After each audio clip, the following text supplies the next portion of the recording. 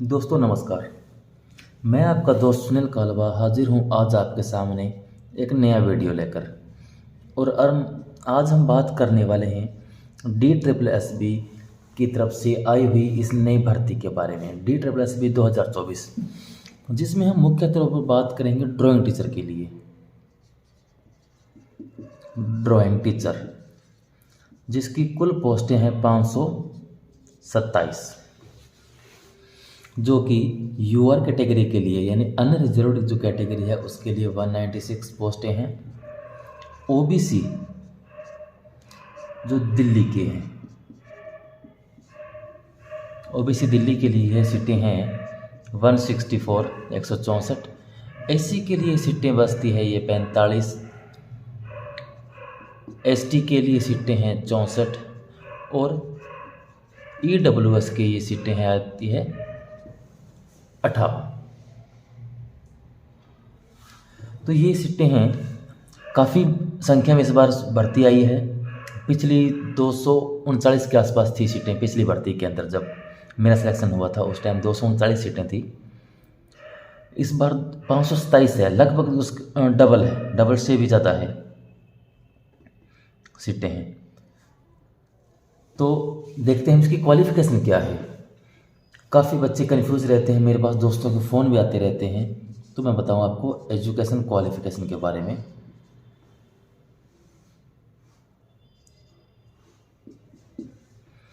तो सबसे पहले इसके अंदर दिया गया था diploma 5 years full time diploma,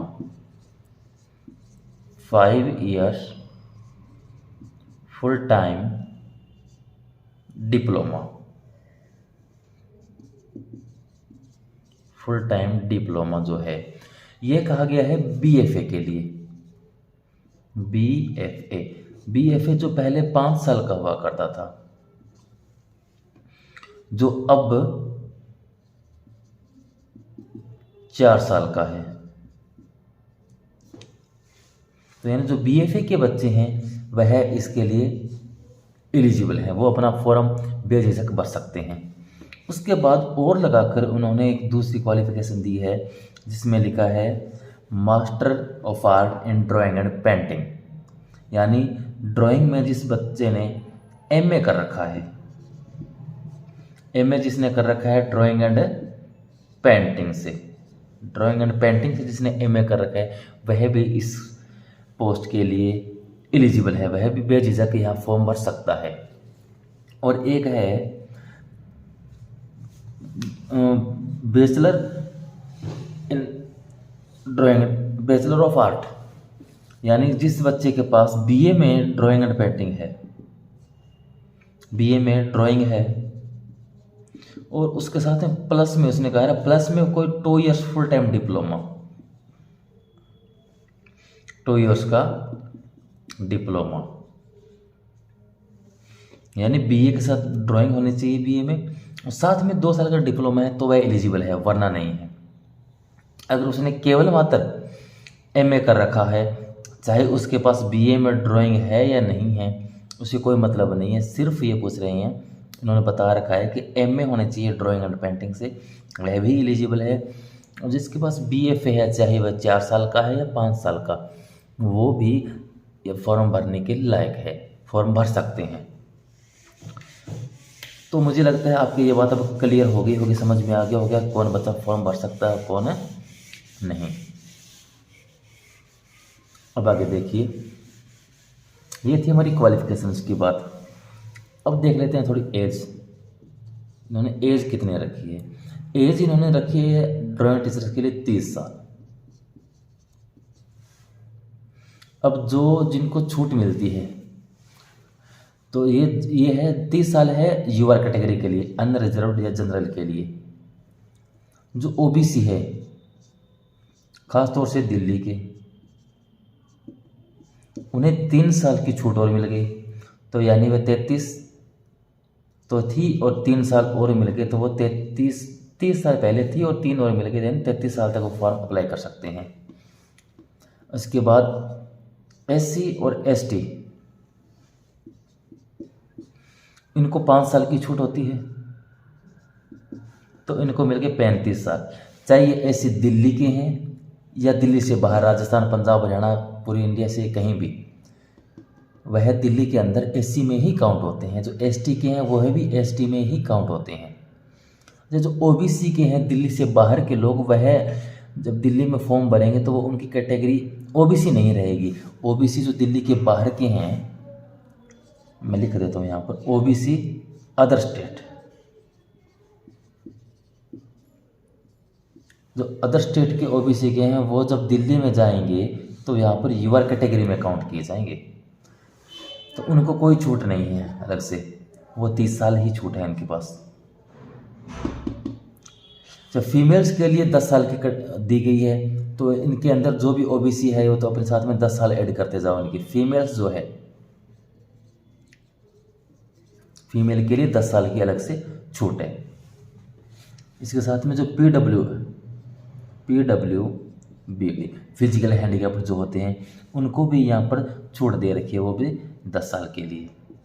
तो वह भी 40 साल तक आराम से फॉर्म फिल कर सकते हैं। तो मुझे लगता है एज वाला भी फैक्टर आपको समझ में आ गया होगा। अब हम थोड़ी बात कर लेते हैं एग्ज़ाम पैटर्न्स की। एग्ज़ाम किस तरह से होगा, क्या कुछ है एग्ज़ाम के अंदर। जो एग्ज़ाम की बात करें तो एग्ज़ाम के अंदर 200 क्वेश्चन आते हैं, 200 क्वेश्चन आते हैं, और मार्क्स है वो भी पूरे 200 होते हैं। 200 क्वेश्चन होंगे, क्वेश्चन भी 200 होंगे, मार्क्स भी 200 होंगे। बात करें टाइमिंग की तो टाइमिंग देते हैं 2 आवर्स, 2 घंटे। 2 घंटे का आपको समय मिलता है, यानी 120 मिनट्स, 120 मिनट्स, इतना आपको टाइम मिलता है। अच्छा, इस जो एग्ज़ाम के 200 क्वेश्चन हैं, ये 200 क्वेश्चन जो है वो 2 सेक्शन में होते हैं। एक होता है सेक्शन ए, एक होता है सेक्शन बी। जो सेक्शन ए है इसके अंदर आपके लिए हिंदी है, मैथ है, हिंदी, मैथ, रीजनिंग, इंग्लिश और जीके, जीएस। ये 5 मुख्यतः आपके सब्जेक्ट हो गए सेक्शन ए में। और सेक्शन बी में आपका सब्जेक्ट होता है, प्लस में टीचिंग एप्टीट्यूड होता है, टीचिंग एप्टीट्यूड, टीचिंग एप्टीट्यूड। और दोनों के लगभग यहाँ पर लगभग 80% और इसके 20%, यानी 2-4 ऊपर नीचे हो सकते हैं। हो सकता है इस बार में 18 यहाँ आ जाए, यहाँ पर 82 आ जाए, या 22 आ जाए, यहाँ पर 78 आ जाए। लगभग 20 से 80 यही औसत रहता है इनका। 15 हो सकता है, 15 ले लें, ये 15 इधर 85 हो जाए। तो यानी सब्जेक्ट के अंदर आपके सब्जेक्ट भी होगा प्लस टीचिंग एप्टीट्यूड भी होगा सेक्शन बी के अंदर। अच्छा, तो पास मार्किंग की बात करते हैं। पास मार्किंग पहले जो होता था हमेशा 40% दोनों पेपर में लाना पड़ता था, लेकिन इस बार सेक्शन ए जो है, सेक्शन ए जो आप जीके वाला पोर्शन है सेक्शन ए का, वहाँ से पास मार्किंग 40% वाला क्राइटेरिया नहीं रहा, वो हटा दिया है इस बार। और जो सेक्शन बी है वहाँ पर आपको 50% नंबर लाना होगा। यहाँ पर 40% यहाँ लाना होगा, और यहाँ जो है 40% वो नहीं लाना। इस 40% के अंदर आपके लिए ये है यूआर कैटेगरी के लिए 40%, जो ओबीसी है दिल्ली के, ओबीसी दिल्ली, उनके लिए 35%, और जो एससी और एसटी है, एससी एसटी, इनके लिए यह क्राइटेरिया 30% का। तो यह आपको सब्जेक्ट में इतने नंबर लाने हैं, और इस सब्जेक्ट जो सेक्शन 1 है जीके जीएस वाला, उसके अंदर आपको 40% नहीं लाने हैं। काफ़ी मित्र खुश हो रहे थे मेरे दोस्त कि ये हटेगा, चलो चिंता मुक्त हो गई। लेकिन मैं बता दूं, जहाँ तक मेरा एक्सपीरियंस कहता है कि ये पोर्शन पासिंग मार्किंग हटने से कट ऑफ बहुत ज़्यादा ऊपर जाएगी। पहले वह था मेरे टाइम में 39 सीटों पर जो वैकेंसी निकली थी उसके अंदर लगभग 70 लोग ही क्वालिफाई कर पाए थे, और बाकी ये पास मार्किंग एग्ज़ाम पास नहीं कर पाए। लेकिन अब ये बाध्यता ख़त्म हो गई है, तो यहाँ पर जो अपने सब्जेक्ट के धुरंधर लोग हैं वो सब आएंगे। सब्जेक्ट सबका एक जैसा होता है, सब अच्छे होते हैं सब्जेक्ट में, अंतर डालता है ये वाला पोर्शन। ये अब इस बार बाध्यता ख़त्म हो गई है, तो यहाँ पर कट ऑफ बढ़ने के अधिकतम चांस है, बहुत ज़्यादा चांस है कि कट ऑफ बढ़ के आएगी। पेपर का लेवल थोड़ा टफ हो जाएगा, हार्ड होगा कंपटीशन, लेकिन जो बच्चे अच्छी मेहनत करेंगे, पढ़ेंगे, वो पेपर आराम से क्वालिफाई कर पाएंगे। अच्छा, नेगेटिव मार्किंग की बात करें तो नेगेटिव मार्किंग इसके अंदर होती है, नेगेटिव मार्किंग वो होती है 0.25, यानी 1/4। 1/4 आपकी नेगेटिव मार्किंग रहती है। ये ज़्यादा नहीं है, चांस ले सकते हैं हम इस नेगेटिव मार्किंग पर। अन्य एग्जाम्स में 1/3 होती है, यानी 3% गलत होती है, 1% आपका सही में से काट लिया जाता है। यहाँ 1/4 है, यानी 4% गलत होने पर 1% सही कटेगा, तो थोड़ा मौका मिल जाता है आपको थोड़ा रिस्क लेने का। यहाँ पर हमेशा 20-20 के स्लॉट के अंदर एग्ज़ाम्स खुलते रहते हैं, पहले एक कंप्लीट करना पड़ता है, फिर आगे चलते हैं। यह जब एग्ज़ाम पास में आएगा तब हम उसकी बात कर लेंगे, पहले देख लेते हैं आगे का पोर्शन। और अच्छा, इसमें हमने क्वालिफिकेशंस की बात कर ली, एग्ज़ाम पैटर्न देख लिया, एज देख ली, पास मार्किंग है या नहीं वो देख लिया। अब हम देखते हैं सिलेबस। तो मैंने पिछले साल का अभी पेपर कुछ समय पहले पढ़ के देखा था, तो पेपर पढ़ा था। DSSB के साइट पर अभी तक इसका सिलेबस उपलब्ध नहीं है।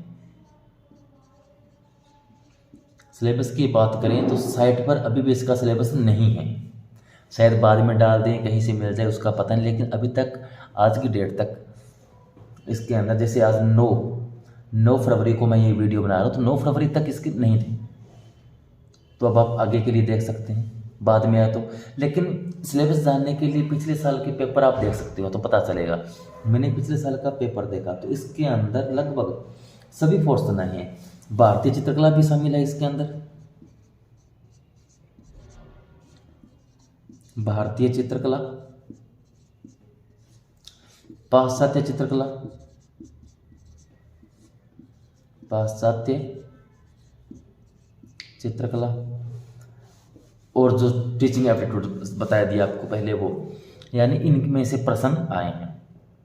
अधिकतम प्रश्न भारतीय चित्रकला से आए हैं, पाश्चात्य से थोड़े कम प्रश्न आए हैं, लगभग 7 से 10 के आसपास प्रश्न यहाँ पर बेइज्जती मिले, और बाकी 70 से 80 क्वेश्चन जो है, 60 से 70 प्रश्न, 60 से 70% के आसपास के प्रश्न भारतीय चित्रकला से आते हैं। उसके अंदर लगभग सभी टॉपिक से, जिसे आप कह सकते हो, आप मैं लिख देता हूँ थोड़ा, जैसे कला के आधारभूत तत्व होते हैं, आधारभूत तत्व, जैसे अंदर आप कला के तत्व, कला के सिद्धांत, वो सभी शामिल होते हैं, जैसे षडांग भी कह लो, संयोजन के सिद्धांत है, वो सब चीज़ें इसके अंदर आती है।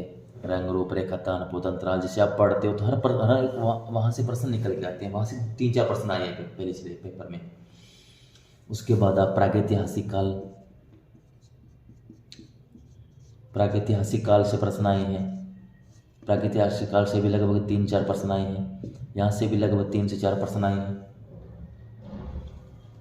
सिंधु घाटी सभ्यता से प्रश्न आए हैं, सिंधु घाटी से लगभग 2-3 प्रश्न आए हैं।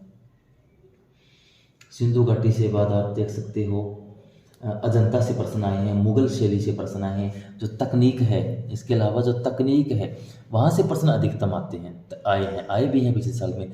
तकनीक, माध्यम, फोटोग्राफी,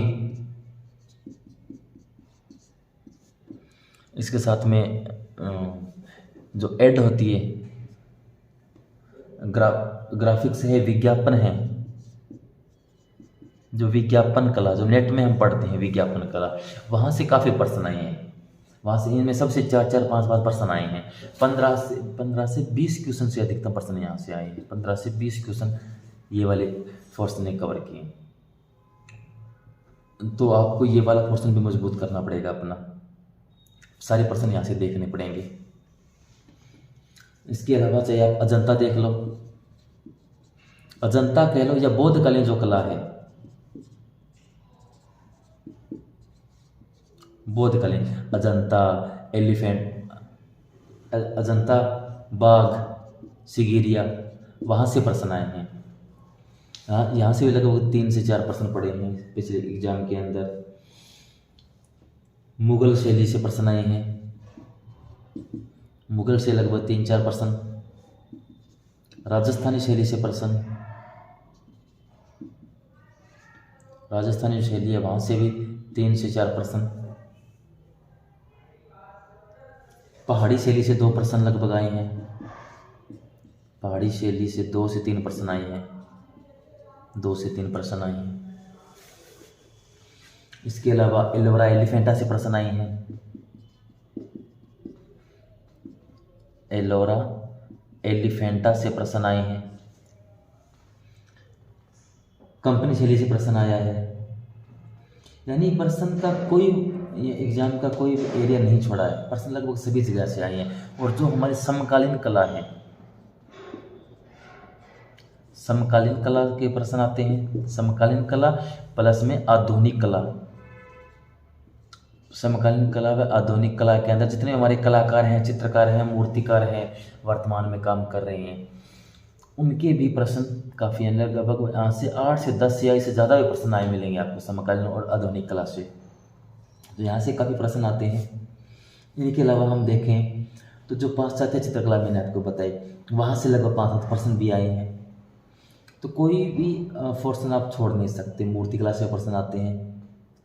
इसके अंदर राजस्थानी जो चित्र मूर्तिकला है वहाँ थोड़े प्रश्न कम आए हैं, नहीं देखने को मिले, लेकिन अलग प्रश्न आपको काफ़ी मिल जाएंगे।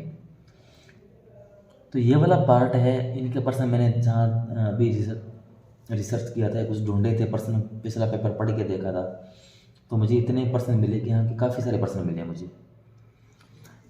तो आप ये सारे पोर्शन आप देख के जाइए, पढ़िए।